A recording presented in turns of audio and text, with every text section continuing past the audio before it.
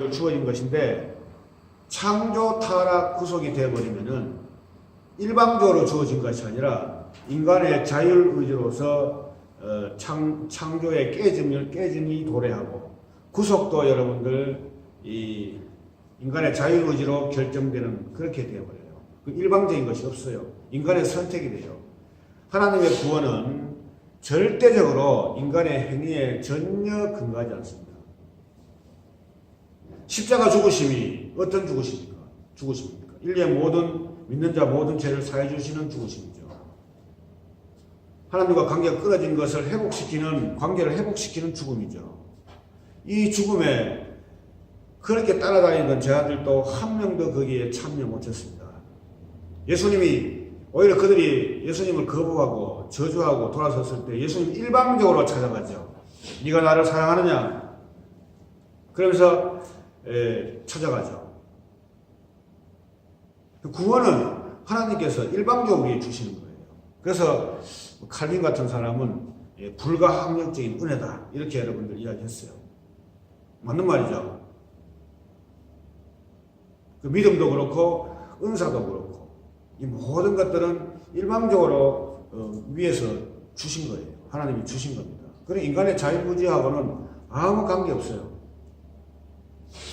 요한일서 4장 보면은 우리가 먼저 하나님을 사랑한 것이 아니요, 하나님께서 우리를 먼저 사랑하셨다고 기록되어 있습니다.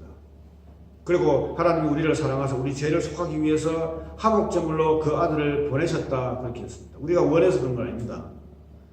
보내셨으니까 우리가 선택하자, 그것도 아닙니다. 보내셨다면은 반드시 영생 주시로 작정된 자에게는 일방적으로 우리 속에 있는 육신의 것을, 그걸 뭐 하나의 신이라고 할 수 있겠죠. 다른 신이라고 그걸 쫓아내버리고 하나님 나라가 우리 속에 임하게 여러분 그렇게 하신 거예요. 화목제물로 그 아들을 보내셨고, 그리고 그의 성령을 우리에게 주심으로써 우리가 그 안에 거하고 그가 우리 안에 거하는 줄을 아느니라 그랬습니다. 그래, 성령 주심도 똑같이 우리가 내가 받겠습니다, 내가 안 받겠습니다, 어떤 자기의 의지에 결정되는 것이 아니라 이렇게 하나님께서 그대로 우리에게 일방적으로 줘버리는 거예요. 그 인간의 어떤 선택은 없다는 것을 여러분 증명하고 있습니다.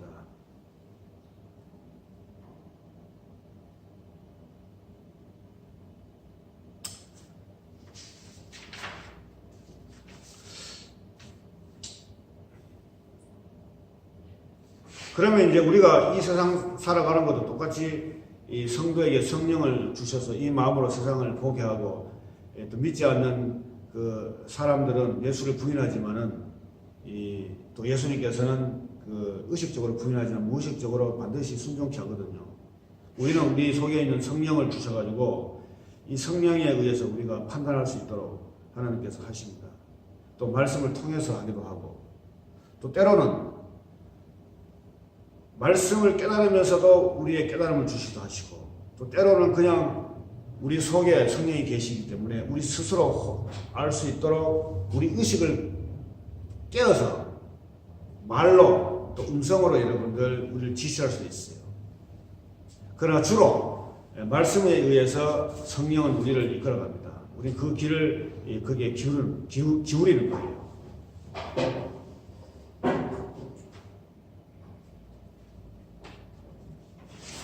이렇게요, 우리 예수님은 창세전에, 만세전에, 벌써 창조전에 그리스도의 피를 예비하시고 준비하고 있었다는 사실. 그리고 이 사도 바울은 이 피에 대해서 이 독특한 말을 해주고 있어요.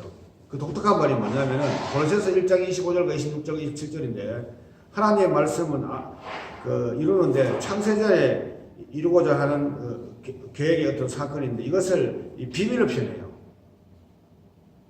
왜냐하면 이 비밀을 만세전과 만대로부터 감추어졌다 이렇게 했거든요. 감추어진 것으로 표현하고 있어요. 그 피의 사건이 창조 세계에 감추어졌다는 겁니다.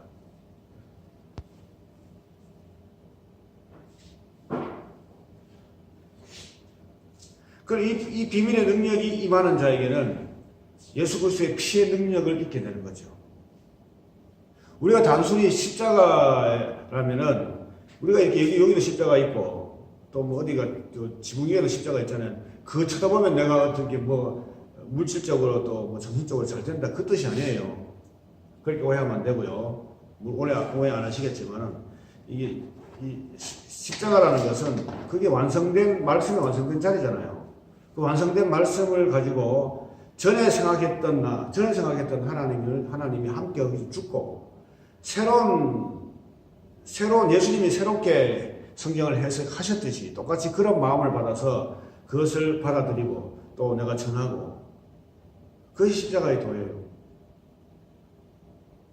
이런 자에 주어진 자에게 이게 다 주어지는 것이 아니고 이게 누구한테 주어지느냐가 중요하기 때문에 종말에 되어서 이 복음의 그 원래 목표는 뭐냐면은 이 세상에서 또 교회도 포함시키고 또 미래도 포함시키고 현재도 포함시켜서 과연 누가 진짜 하나님의 성도냐 이거 가려내는 것이 이 복음의 목표입니다. 인간의 생각도 달라요.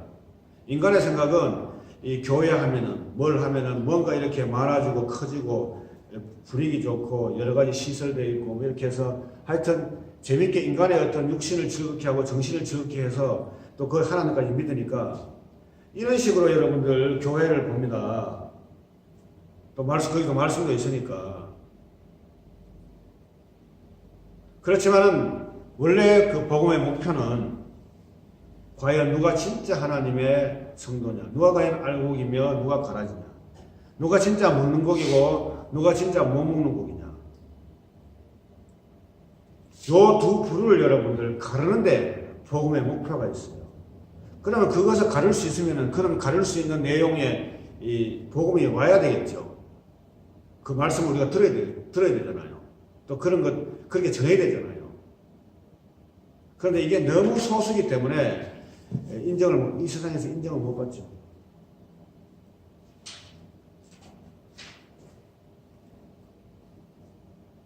자, 제가 이 피해 사건이 먼저 있었고, 그 다음에 창조가 있었고, 그 다음에 타락이 있었으며, 그 다음에 다시 구속이니까 또 피죠. 이렇게 해서 그 사이에 인간의 행위, 인간의 어떤 지혜, 전혀 여러분들 거기에 천사라도, 뭐, 다른 신이라도 거기에는 참여 못해요. 오직 피로서 모든 것을 이루십니다. 그래서 사도 바울은 로마서 11장 그 36절에 보면은 모든 만물이 주에게서 나오고 주로 말미암고 주께로 돌아간다 그렇게 했어요. 그리고 이 진리에 대해서 바울은 너무나 깊도다. 하나님의 지혜와 지식의 풍성하며 그의 판단은 사람으로서는 헤아리지 못하고 자기도 포함돼요. 자기도 주시는 성령의 힘을 하기 때문에 인간의 판단으로는 하나님의 그 마음을 알지 못한다는 겁니다. 그의 길을 찾지도 못할 것이고. 그래서 누가 주의 마음을 알았는가 말이죠. 누가 주의 마음을 알았습니까? 왜 하나님이 선악과 나무를 만들었습니까? 그렇게 인간을 괴롭혔습니까? 인간이 이렇게 만듭니까? 그 누가 주의 마음을 알아요? 그거 몰라요. 이게 여러분들 구속의 시작이라는 사실은 구속받지 못한 사람은 이해 못합니다.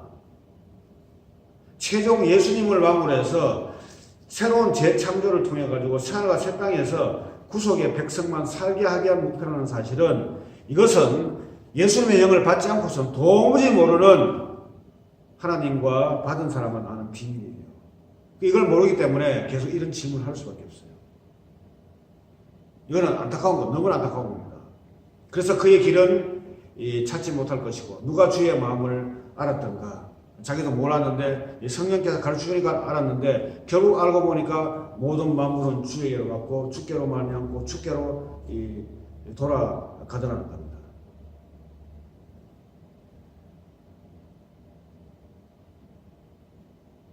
우리 고린도 전서 8장 그 5절과 6절을 한번 읽어볼까요? 같이 한번 읽어볼까요?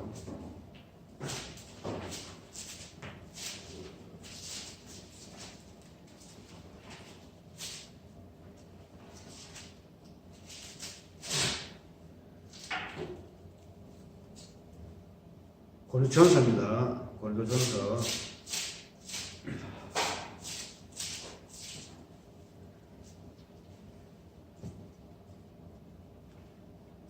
자, 같이 읽어봅시다. 비록 하늘에나 땅에나 신이라 불리는 자가 있어 많은 신과 많은 주가 있으나 그러나 우리에게는 한 하나님 곧 아버지가 계시니 만물이 그에게서 났고 우리도 그를 위하여 있고 또한 한 주 예수 그리스도께서 계시니 만물이 그로 말미암고 우리도 그로 말미암으니라.